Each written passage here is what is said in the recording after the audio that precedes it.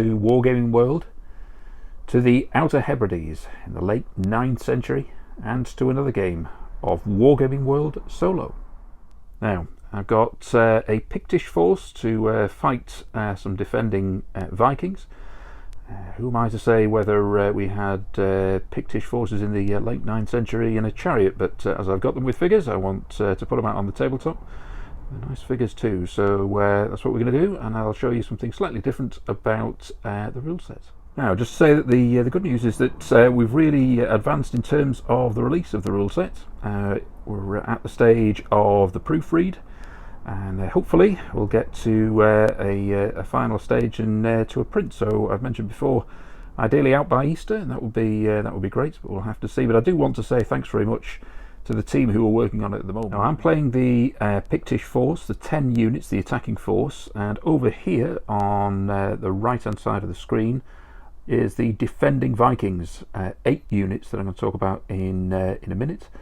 But one of the things I'm going to add into the game is another area, which is specialists. Now, you'll know from previous videos, each of the units have troops and leaders, and there's a slight variation in terms of their standard, but also you can add in a specialist. Now, on the leadership side, remember there is a card that I draw, and that can be used once in a game. Specialists are available too, and the idea is so that you can add in your own forces any specialists that you want. So if I've got a good example, say a World War II force, you might want a medic in it or something like that. It means that the unit is increased in terms of its value to 1.75, and that specialist can be used once in a game, but you can pick what the specialist will be and then very much make it your own in terms of the game. And so I'm going to show you an example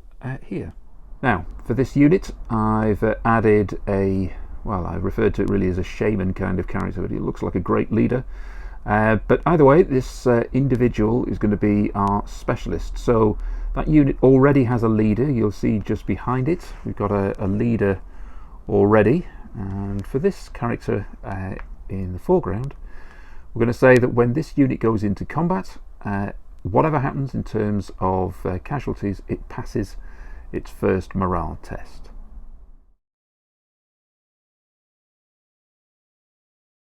Now, we've started the game, we've already gone into turn 1, so let me talk you through what's happened. So, you can see here that I've got a plot of the table, and then I wrote my 3 battle plans. It's an attacking force, so it's 2 bold and 1 measured. And when I rolled for it, it was the bold approach, so therefore it's this one, this second one. So the Picts believe that a leader who's been pinched by the Vikings would be held within one of the burning buildings.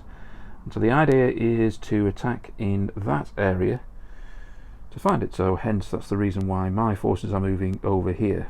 However, in that process, the slingers on the right hand side, we detected the markers. So there were markers over on the right hand side by the buildings, but it wasn't, the Vikings weren't there. But when we detected the marker over on here, this side, it was the force. So the defending force, remember there'll be 2 cautious markers and 1 measured, and this was the one that was detected. So I had 3 plans again, this time this one for the Vikings. I rolled it, and the first one, the third one on the second page, is that the Vikings will defend around the longboat, and that's key, and hold off the enemy, and then to get on the ship and sail away for other looting. So in turn 1 I didn't have any random events, so I advanced my forces, the infantry moving 6 inches forward, the chariot and the cavalry 12 inches, and the slingers, skirmishers, moved 8 inches, and that's where we've detected the Vikings here on the right hand side. So I'd rolled a 6 in my movement. I also got a +2 because the Vikings hadn't fired. They were still in markers at that point, so I could move all 10 units. So that effectively was the end of my turns. That's the end of the turn as far as my force is concerned. we move to the virtual U phase, and I haven't had a random event for them, but what I have done is I've rolled to see what the approach is of the units. Now all of them, all 8 as the defending units, would start as cautious, but some have failed and have moved temporarily, 3 of them, to bold, and I'll show you which ones. Now I've typed them out here also, so it might be useful when you play to do the same thing, just so you can track the virtual U units. But let me talk you through it. So the first one, which is bold, is the Huskal 1, which is next to the command, and that's this unit here, and the Bondi 1, and that's this unit here, and the Bowman, and that's this unit here. So those 3 units can't act in this phase. They're temporarily, instead of cautious, they've gone bold, and we'll see whether they'll do the same in the next turn. Okay, so what about the other units? The other units, if you remember, it's a cautious unit, and the aim is to defend, so they're just going to hold this shield wall.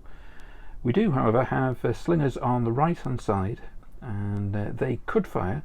However, their extreme range is 12 inches, and the nearest unit here is just outside of that, so they will hold their position too. So effectively that's the end of their phase and turn 1. So over to turn 2. Okay, turn 2, how many activations can I have? I get 4. I get +2 because the Vikings aren't firing yet, so that's 6. I'm an attacking unit advancing, so therefore I get an additional 1, so that's 7 units, unless I also add something from the command. So 7 is the amount of activities I can make. Before we move, let's see if there is a random event. No, there isn't. Okay, so I had 7 actions ultimately. I rolled a 4 +2 because I didn't have firing, +1 because I'm an attacking unit. So I've moved these 2 units here. We've moved across a 3rd in the same way. We've got a 4th unit moving further forward here, 6 inches. And then this is actually the command unit, so I didn't issue a command, I've actually moved that unit itself. That's 5. And up at the top here I've moved the chariot and the cavalry forward. I've gone 12 inches. I could have looked to charge, but then I would have had to have tested whether they could, and so I decided not to on this move. And I can certainly move into attack next phase, but that's as far as we've gone for my forces. So now it is over to the Vikings.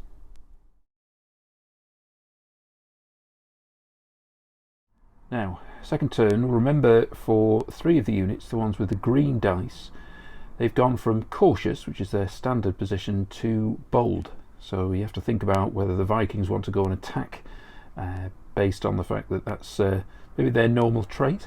However, we need to do re-rolls to say whether they'll continue in that approach or not. And so off camera I've done that, and all 3 of these units have returned back to cautious. So based on their morale standard, they've passed that, so they aren't going to attack, they will stay in line. However, the Bondi unit, so it's the unit at the right hand side of the screen, it's now got a blue dice against it because it's gone temporarily to measured. All of the other units are remaining the same, so they're remaining cautious, and as a consequence will stay in their line. The only one which is different is the slingers here, which can fire. So let's have a look and see if they will do. Is there a random event for the Vikings? No, there isn't. We need to draw a card and make sure that they can follow their behaviour, and that's a jack. And this is the table we're looking at for cautious units, and because the enemy is in the open, and we have a picture card we can fire at any range. So the slingers are firing at extreme range, so it's going to be half effect. We need to see whether they hit first of all. 2d6 with a 10, it's a miss. Turn 3 is my phase, so therefore I need to see how many activations I can make. Oh, only 2. I get a +1 because I'm advancing as an attacking unit, but that's only 3 in total. We'll see if there is a random event. No, there isn't. Well, all I've been able to do here is to move up 2 units towards the attack, and a bit frustrating. I'm going to fire here with the slingers, see if I can make some kind of impact and get some disruption against this line. I'll fire at the target right in front.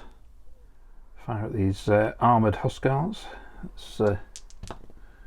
That's 10, so it's going to be a miss as well. So that's the end of my phase. Over to the Vikings.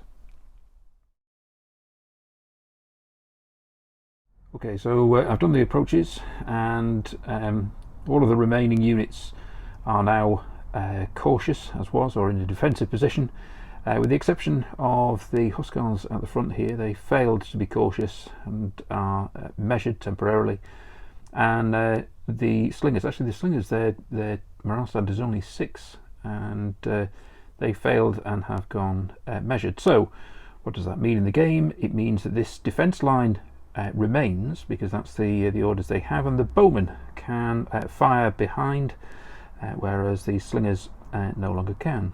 Is there a random event? Yes. To draw a card and see what the random event is. Oh, it's an ace. Right, so that means there's a storm, and any units that are going to move are only able to do so at half effect. However, I don't think any are, so I don't think there's any movement, and we're just over to the shooting. Card. The bowman, that's fine. Bowman will fire at the chariot, which is 9 inches away. Firstly, it's a hit, and it is a hit. Okay, 9 inches is actually close range, so it'll be 1d6 for the impact. So to get 5. Now, the morale standard is 10 of this chariot, so less 5. Let's see what the reaction is. Double 1, absolutely fine. It'll stay, it's not impacted, so when we go into the new turn, I suspect it might be a response with a charge. So, as the game's developing, you'll see that my forces are a little bit dispersed. On my original plan, I was approaching towards these buildings. We've realised that I didn't know that my enemy was over here, over to the right-hand side, so that's why it's caused me a bit of a problem to try and bring, all of my guns to bear, as it were. And here on the right-hand side, the Vikings are standing in this shield wall. They've been tested to see whether they might break that and indeed come and attack, but at the moment they're standing firm, and we'll have to see how I'm able perhaps to disrupt this with a frontal attack, maybe with my cavalry and chariot to start off with in the new turn.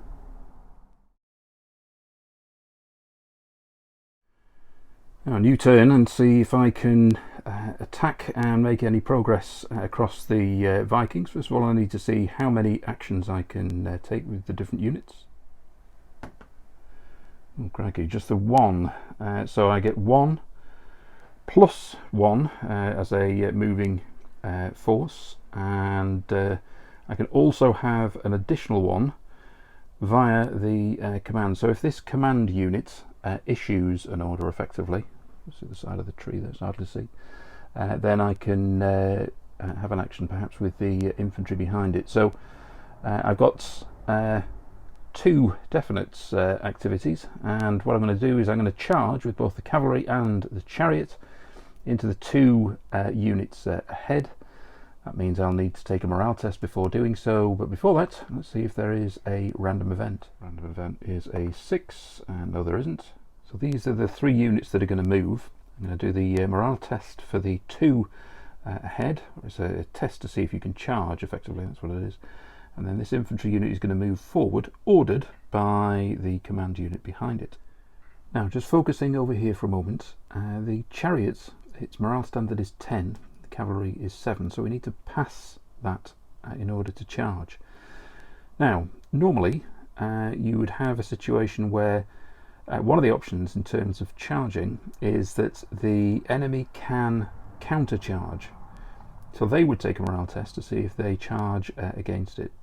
However, I'm going to say in this particular circumstance that the units don't countercharge, and instead wait and receive it in order to retain this form, this line. So, okay, what I'll do is I'll test first of all whether they're able to charge, and I'll also move this infantry unit behind it forward a further 6 inches. So I need 10 or less for the chariot, and it does so. I need 7 or less for the cavalry. Unfortunately, they don't, so the consequence of that is they simply don't move for this turn. So this is where I've finished. Chariot hits the unit, and we'll work that out in a second. I've got the infantry unit move behind it, and I could just mention that although we failed to charge with the cavalry, they could move into contact. It means they don't get any of the pluses for a charge, but the benefit is they don't need to do a morale test, and that's you know, another option to me. Now I only had 3 actions that I could do in this turn, so there's going to be no firing from the slingers, and we can just go straight to the melee. Okay, so to calculate the impact, it's 1d6 plus I get a +2 for charging, and this is also deemed to be a heavy unit, so it's this dice +3. Now this is also heavy infantry, but I don't have a minus in that situation. I always look to try and do a plus for the attacker. It means when the Vikings attack back in their phase, if they survive this charge, then they will get a benefit for being a heavy unit. But let's just work out what happens right now. So it's 1d6 +3. Impact is only 4. Now the morale standard of this unit is only 7. So -4 takes us down to 3. So let's see how far above 3, unless we roll 3 or less, this unit is impacted by the charge. I'll roll 2d6. Oh, crikey. Right, so 12. So we're 9 above. Now, I'll just talk you through this. Now, that morale standard was 7, down to 3, rolled a 12, so it would be 9 above, which would mean that the unit would break. Now, it would break and flee. However, it's got units behind it, so it can't move, so I would actually remove that unit. It would have been a catastrophic impact. However, I've just checked the unit, and in terms of its characteristics, which you can use once in a game, I had a queen. So what is the impact of a queen for the cards that I'd drawn?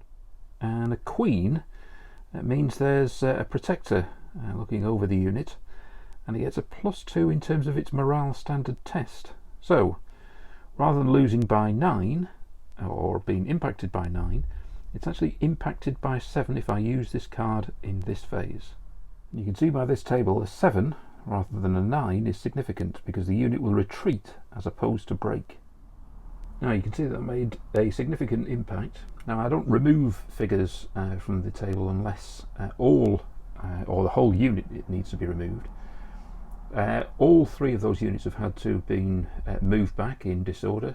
I'll be going into the phase of the Vikings, but they'll need to reform there. They can't do anything else in terms of firing for the bowmen, and certainly the other unit cannot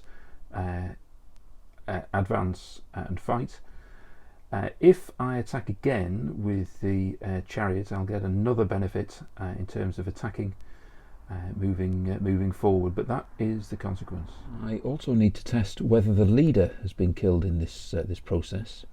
Now that just means drawing a card, and we don't have specialists in this unit, so it's effectively if I draw a king or a joker. Let's see what I draw. It's a 6, so a leader isn't killed. Now that's the end of my phase, and the best possible outcome in terms of pushing the Vikings back and indeed breaking that line. So let's see. First of all, I'll roll and see the activation of each of the units.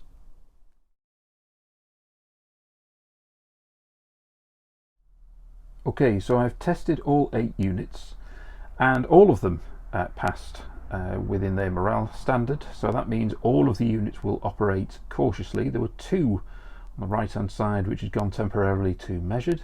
They've returned back to cautious, although they can't operate in this particular phase. Now we know the 3 units that have been pushed back can't operate either. But there is a question about whether I use the command units over up on the top left hand side of the screen. So we've got the command unit, the Vikings here, and their sort of plan is to be cautious and to defend a line, but the line's just been broken.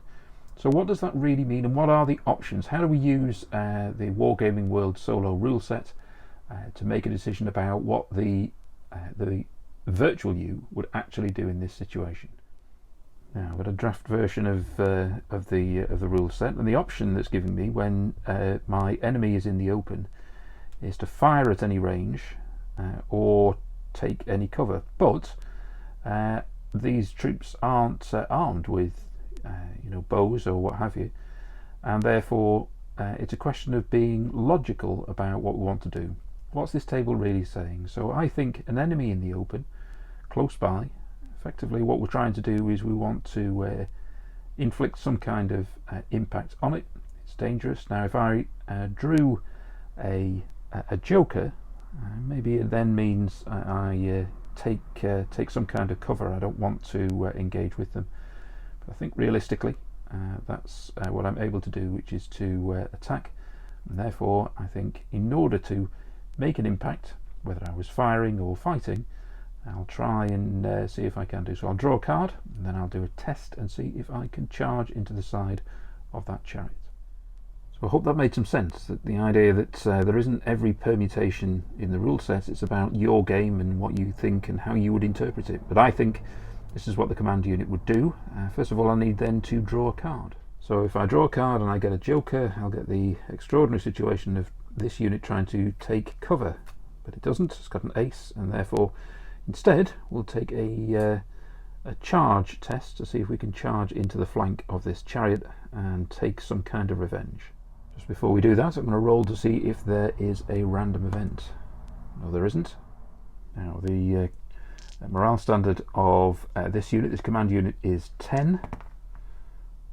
With a 3, no problem at all.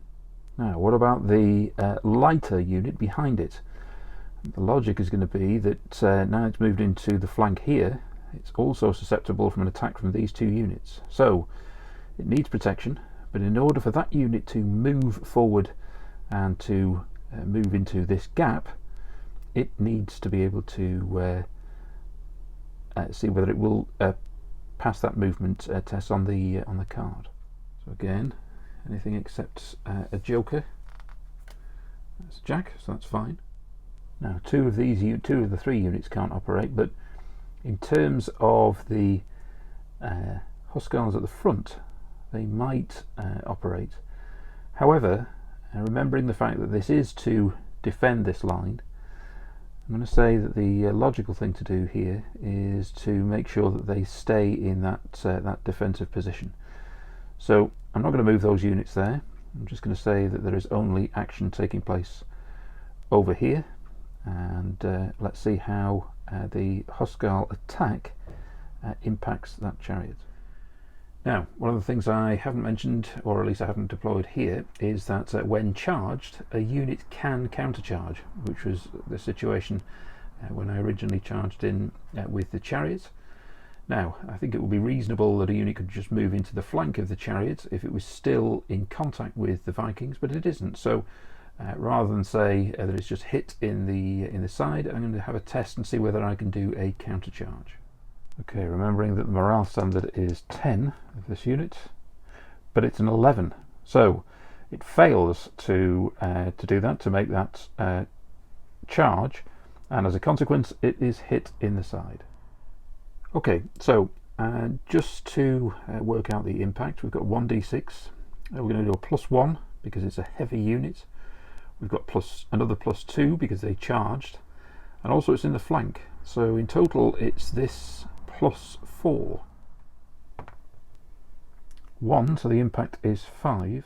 So what is the impact? So it is 4 above the morale standard. To check is whether the leader was killed. It's not a draw for a specialist, so effectively it's a king.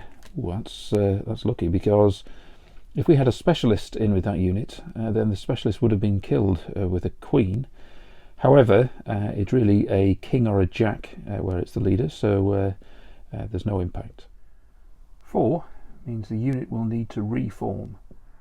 That means the unit moves half its movement distance, so normally 12, so it moves 6 inches away, directly away from the enemy, and has to reform here. So at the end of that phase, it means that what's effectively happened is that we've had a counter-attack from the Viking command.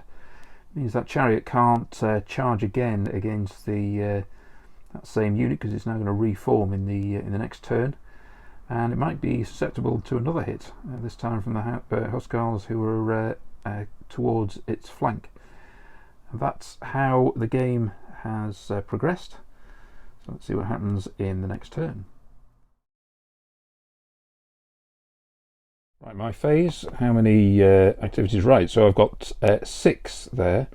I get a +1 because of being an attacking force with the movement, and I could also get a +1 with the command unit, although I might just use it myself for that to advance further forward. So 7 in total. Else, just to see if there's a random event. Oh yes, there is. So let's see what I get there. So a 9. Does a 9 give me? Now a 9 would mean that a local monk crosses the path of the forces, and any wounded leader would recover, but I don't actually have that, so it's not much an advantage. So on with the game. Now I've got 7 actions, but I can't use this one. This unit needs to reform. Now 2 of the 7 units I'm going to try and use these 2. Now you're not going to know this, but the bases that are blue at the bottom are heavier infantry. The red ones are going to be lighter units. So I'm going to try and charge with both. Now the morale standard of both is actually 7, so I'll have to roll for both to see if they can charge against the Viking and the Bondi and the heavier Huskarl units. That's the cavalry first. I'm going to go under 7. Yes, it does. Units. 7, yes, they can. Now they can charge, but I'm going to give the opportunity for this Viking unit to countercharge. And they achieve that no problem. What I should have rolled was a countercharge from this defending unit. With a 7, they can countercharge. So I've finished all my movement. I've moved these 2 units forward. So the red bases, so the lighter of the 2 infantry units, they've moved forward. Like I say, I can't move the chariot, and then I've got 2 units moved over here into combat, so we'll do that in a moment. We've got the command unit, that's advanced, and then finally we have another 2 activities, which are these 2 infantry units moving further forward here.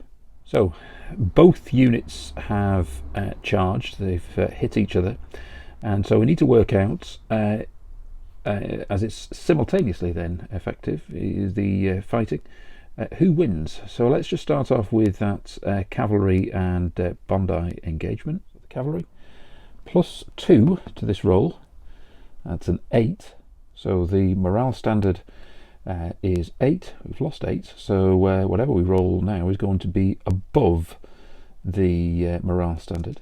So that unit, it's 7 above, so let's just mark that for a secondary charged. So this +2, so that's 4. Morale standard of the unit is 7, less 4 is 3. So what do we get?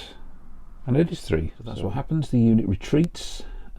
It means effectively if the cavalry hits it again, it'll make a significant impact on the second phase, but that's where we go on the game so far. It can't do anything also in its own phase.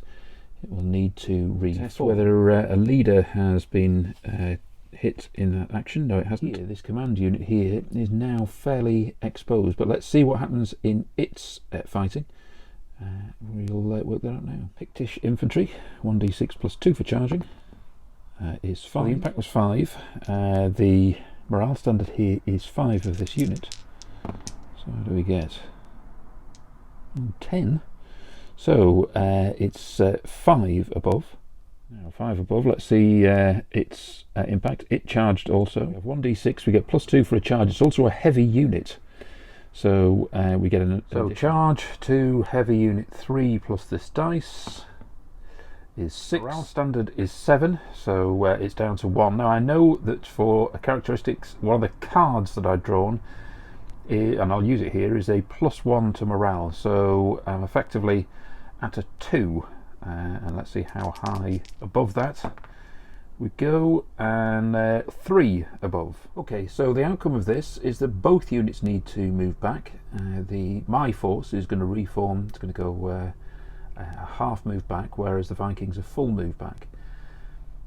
My unit also, it can't fight next turn, but if it's hit, the enemy will hit it at a +1. The Vikings, on the other hand, if we hit them, it will be at a +2. So they're slightly worse off. So you can imagine perhaps they take more casualties, and that's the outcome. But what I'm not trying to do here is to say that we have immediate victors, and instead, unlike the horse in the previous example, both of those units aren't really particularly fit to fight in the next turn.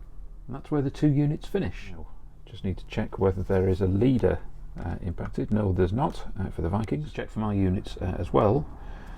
Leader involved? No, it's not. Now we're over to the virtual U phase.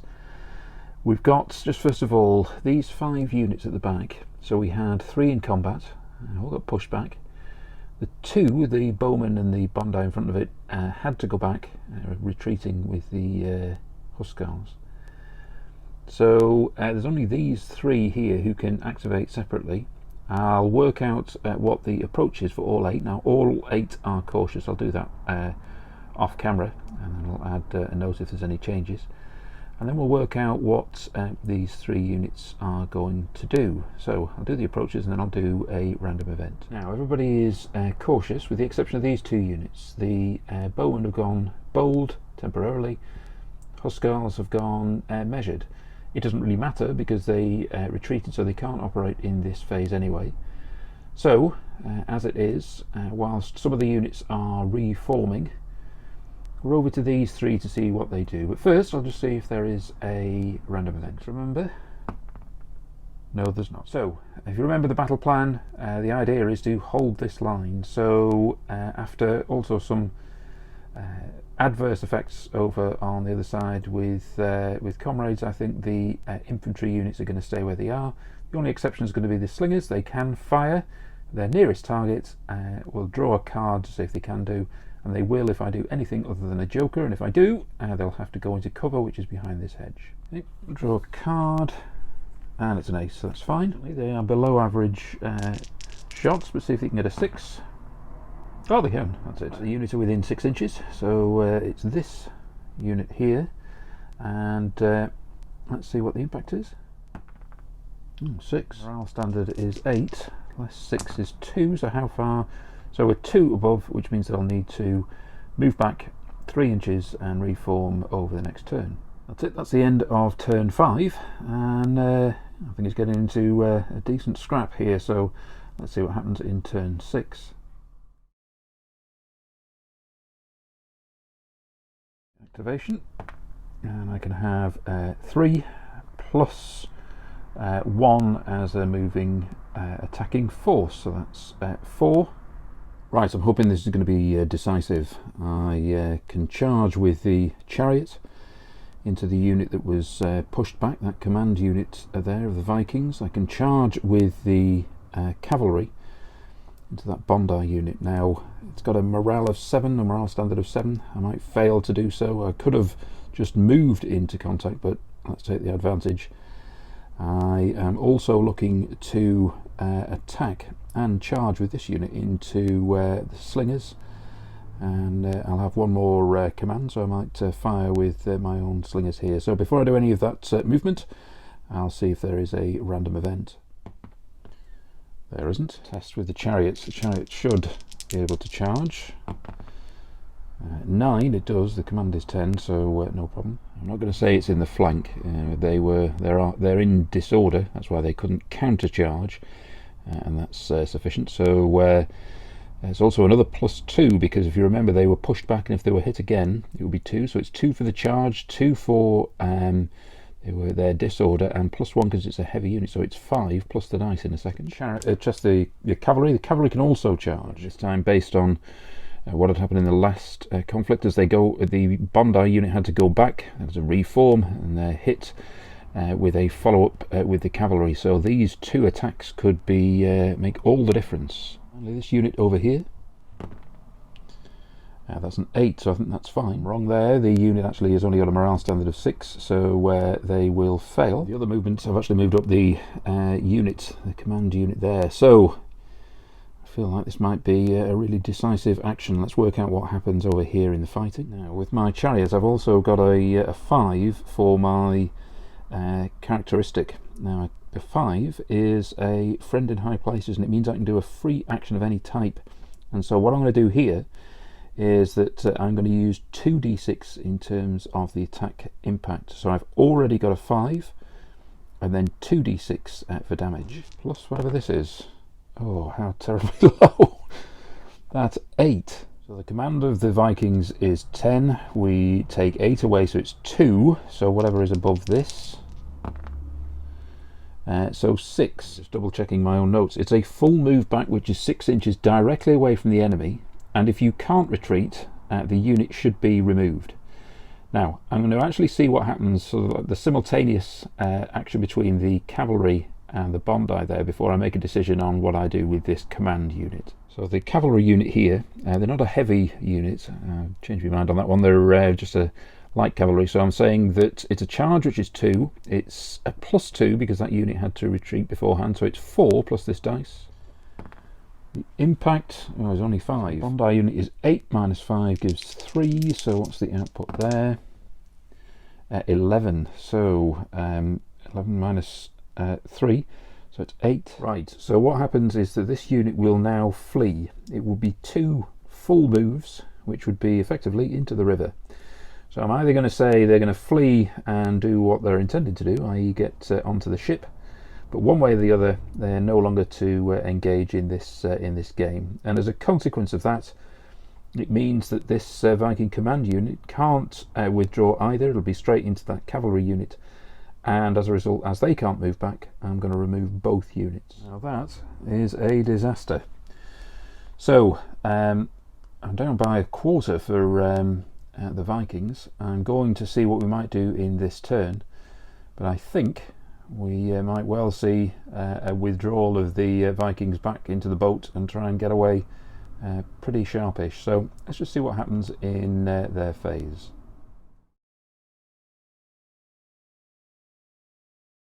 Okay, I've tested the 6 units, and the 2 with green markers have gone temporarily from cautious to bold. The units which were previously temporarily measured and temporarily bold come back to cautious, but they can't operate. So the only 2 units that can operate are the Bondi unit in the middle of those 3.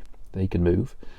And I can also do something with the Huskars here, and my temptation with them is to attack that chariot in front. I know they're supposed to be cautious, but I think they're Vikings, and it's going to be caution to the wind, I think. Otherwise they're in a major chance of being completely knocked out. If there is a random event beforehand, nothing there. With that middle unit to make a defensive line, one thing I didn't test is to see whether they could with a card. So anything other than a joker, I'll be fine to do so. Right, I'm going to do a do or die charge here. I have to do 2 things. One is to see if the unit can move. I know it's cautious, and perhaps normally it would stay in a defensive position, but why not just for the game? So I'll have to draw a card to make sure it doesn't get a joker, and then I'll have to test whether it can charge in terms of its morale standard. I could just move into attack, but instead I want to make the most amount of damage as I can, so I'm going to see if I can charge. First, but it's a joker, and as a joker that's a no. Now as a joker on the table, I haven't brought the table out here, but what it would state is that the unit would look to go into cover There isn't really any cover here, so I'm just going to say it stays in its defensive position.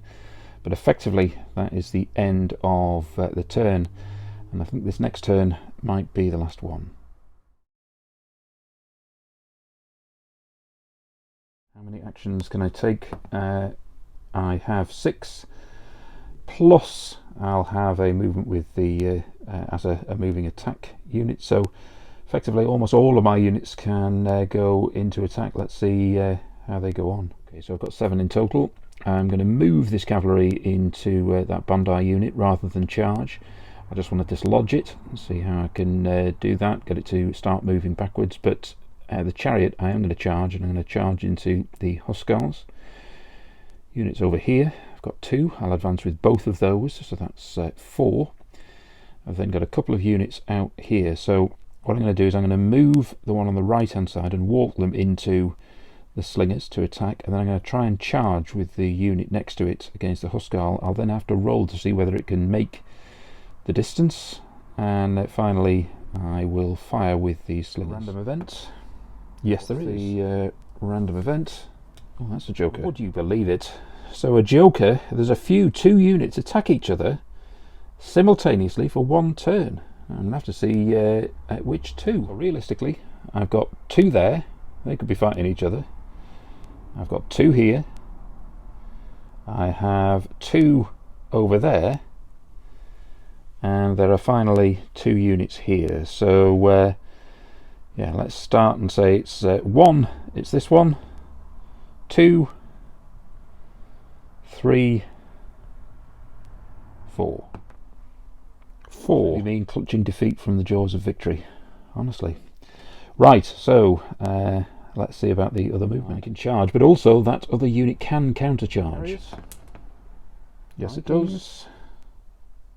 Now possibly not. Round 8, so they stand still. That's my movement and charges into contact. These idiots fighting against each other. So the last thing I'll do before I work out the melee is firing. So I'm going to have the slingers, and I'm going to fire at the other slingers over on that side. They hit first of all. Yes, they do, because it's extreme range. So that's going to be a 2. Morale of the slingers over there is only 6. Means how far above 4? No, just the 1. That's where they go. They dash in for some cover. Can't run directly back into the river, but that's fine going there. Right, let's work out what happens in these 3 different melees. Over here, I haven't charged. The unit doesn't counter charge, and therefore it's simply a 1d6. 4 had a good morale of 9. Morale standard is 9. We had 4, so it's 5 or low is fine. Or how far above do we go? It's 5, no problem, they stay exactly where they are. I charged, which is +2, and it's a heavy unit, which is another 1, so that's 3, so 3 plus 1d6. 6 in total. The Hussar unit has a morale, I think it's 7, rather than... This unit actually has a morale standard of 7, so 6 gives us 1, so how far above 1 do we go? Not very far, so 4 above, so it means it will need to move back half one move, which is fine. Towards the bowman, but it's still okay. I just need to test whether we have a leader kill, which we don't. There you go. Right, now let's work out this lot. Now the heavier of the 2 units has a jack for a card. Jack means you can do a double action in a single turn, so I'm going to hit this unit, the lighter unit, twice. The morale of the light unit is only 6 as well, so let's see how high above that. Oh my goodness me. Right, okay. So 12 in total. So we've gone. So effectively, that is now a minus 6. So we'll see how far above that is. Let's roll for that. So 5. So we end there. Well, it's the unit is just going to be wiped out. Right. So I went 6 over. So the morale was 6. Rolled 12. So effectively on a -6. So whatever I was going to roll, it was going to be over. I rolled 5, so we then add the 6 to it. It's 11, which means that unit is now wiped out and has to be removed. However, still need to hit against the other unit before we finish. 1d6 this time. There's nothing on the card. I'll look and see what I might add. That's a 6. Knock out both of my units. So that was a 6. The morale is 8. So unless we get a double 1, and this is going to be over also. But we are over by 4. So it means effectively the heavy unit will need to withdraw. So I'll withdraw behind that tree, and then we lose the lighter unit. So disastrous. I've got to draw a card as well just to see to add whether it's going to add insult to injury, whether I also lose a leader. No. Well, that's the end of my phase, and my right flank has disappeared. So that was pretty disappointing. Now also there's an opportunity perhaps for a counterattack from the Vikings. Maybe this game isn't all done just yet. Let's have a look and see how we go.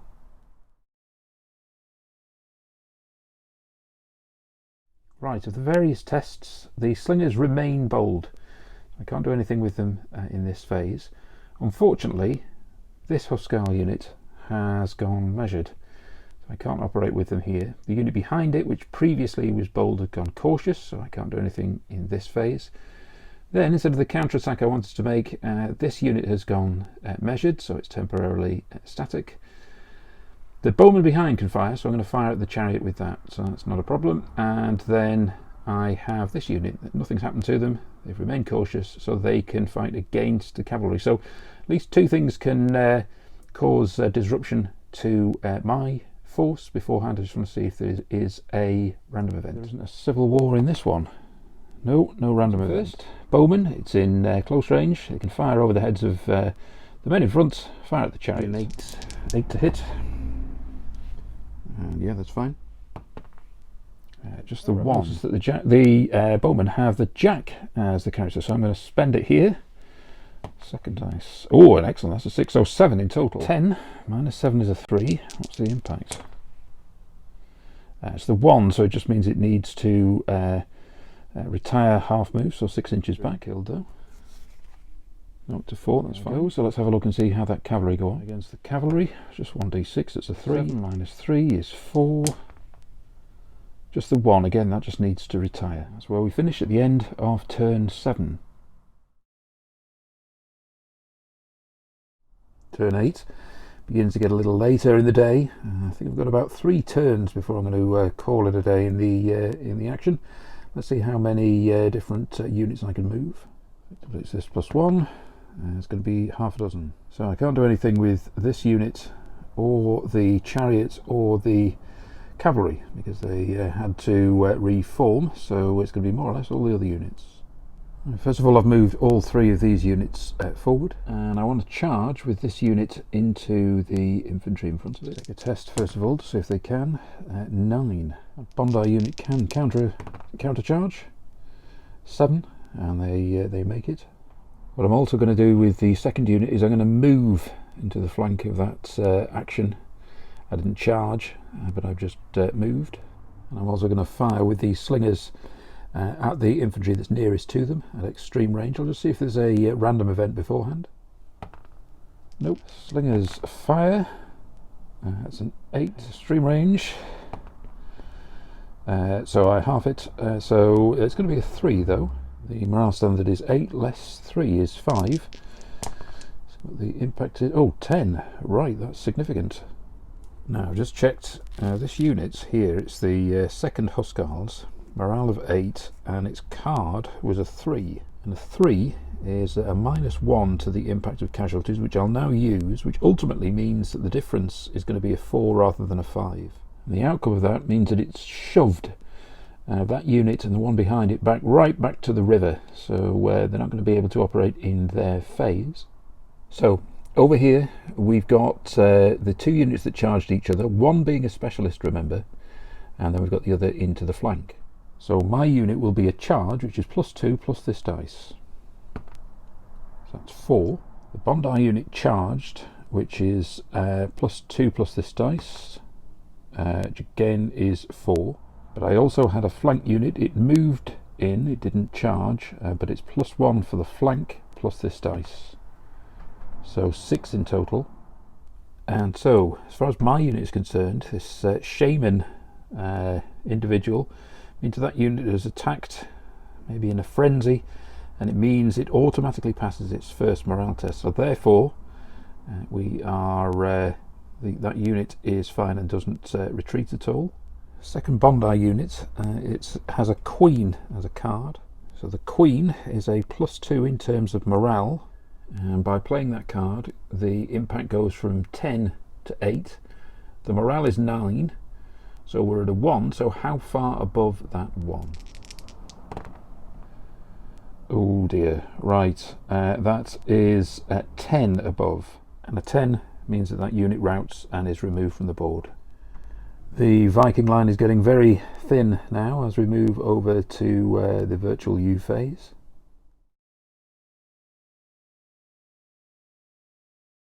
These two units got pushed back, so can't operate, and the one which went temporarily measured can't operate. The bowman can fire, so I'll look to do so, although I will have to obviously test for all 5 of them in terms of their approach. So what's happened here is that these two units, like I say, got pushed back, so they can't operate, but they are now both cautious, as is the Huskars. They've returned back to cautious there.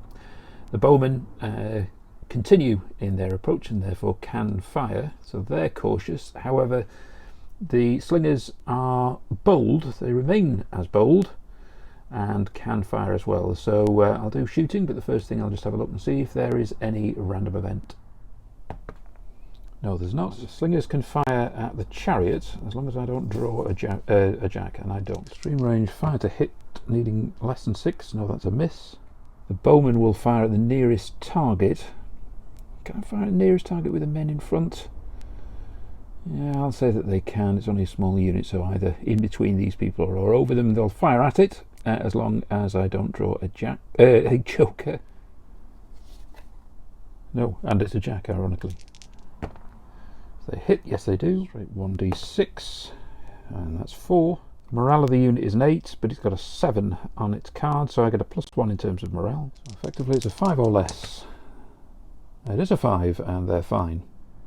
That's the end of turn 8, and I think I'm getting the upper hand. We'll see how many actions I can make in the next turn, but certainly I've got units that can now attack. And I think perhaps I might be able to knock over another couple of units, reducing the force below 50%, which would mean a victory. And certainly my position, I think, is pretty unassailable. But let's see what happens in turn 9.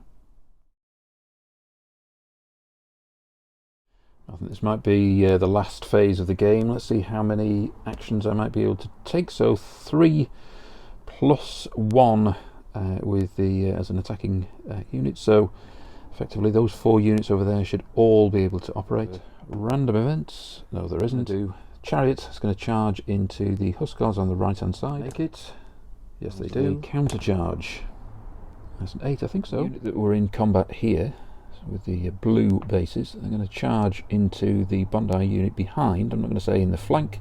Both can charge each other if they're able. I charge 8, I think so. 6, yes they do. This unit is going to then charge into the Huskars at the front. They make it. No, they won't, not with an 11. And I've just moved the cavalry towards the flank, so that's where we finish with movement. And so let's see what happens in these 2 actions. So these 2 chariots charged, and it's a heavy unit, so that's +3. Same as the Huskars, charged, it's a heavy unit for a +3. The morale standard is 10 of the chariot, 8 of the Huskars. 3 + 4, so 7 is the impact for me. Or 8 was the morale, minus 7 leaves 1, so how far above is that? So it is 5 above. Are 3 plus this dice. The impact is 5. 10 minus 5 leaves 5. How far above? It isn't, it's 5. Therefore push back right back to the river. Let's see the action over here. Here it's the morale standard of 8 for each. They both charged, so we're just talking about +2 with each of the roll. First, this +2 is 4. Bondi unit is 8 minus 4 is 4, so how far above, if at all? Just the 1 hits with the 3 + 2 is 5. My morale is 8, so it's down to 3. Above, if at all. It isn't, it's 3, it stands there. That's where we finish. The units are pushed right along the line of the river. So, end of my phase, over to the virtual U. Random event. As far as the virtual U unit is concerned, and we're really at the end of the game more or less, is that the two units which could have operated really have changed. One has gone temporarily bold and the other temporarily measured. Measured is the blue dice with the bowman. These two units can't operate because they've been pushed back, and this unit now has gone temporarily cautious, so none of them can in fact operate in this phase, and we're going to go on to the last turn. Units. Oh, right, only two. I only need 2 units anyway. I get some advantages here. I'm not going to charge because I don't want the Vikings to counter-charge. I'm going to move into contact. With the chariot, I get a +2 because the unit retreated. With the attack, I also get a +1 because I won the last engagement, and with the infantry, it's going to be a +1 because I won the last round, and so I get a +1 for that, and the unit retreated. So again, it's a +1 to me. So +2 with the infantry, +3 with the chariot. Random event. No, there isn't. Say if they're pushed into the river, then the only place they can go is onto the boat. So let's see how this rolls. +3. That's 8, obviously is 0, so everything is above from here. How far above? It's 7 above. 7 is a retreat if you can, but you're retreating straight into the river. So effectively I'm going to say this unit is removed. Either it gets back on the boat, but certainly it can't stay here and fight. So that's this unit removed. The side is +2, so that's 4. -8 leaves 4. So is it under 4? It's 5. It's above by 1. And therefore it would need to retreat again, not far, it would just be a half move, but because we're going straight into the river, it's the same output. And therefore that's the game. The Vikings have lost 5 of their 8 units, so we're beyond 50%, so that is a victory. And a victory for the Picts, and the remainder, the Vikings can get back on the boat and off to plunder elsewhere, and they're victorious to the defending Picts in the Outer Hebrides. So it just leaves me to say thanks very much for watching. It's been a good game, really enjoyed the game itself, and the really good news is I've looked through the final details of the book, and therefore we should be right at the point of being able to get it to a point of printing, and then I look forward to seeing other people playing this game, how they interpret the rules, how they've got different periods that they play, and watching your videos of you playing it back. So it'll be something very much to look forward to. But once again, thanks for watching, and I'll see you soon.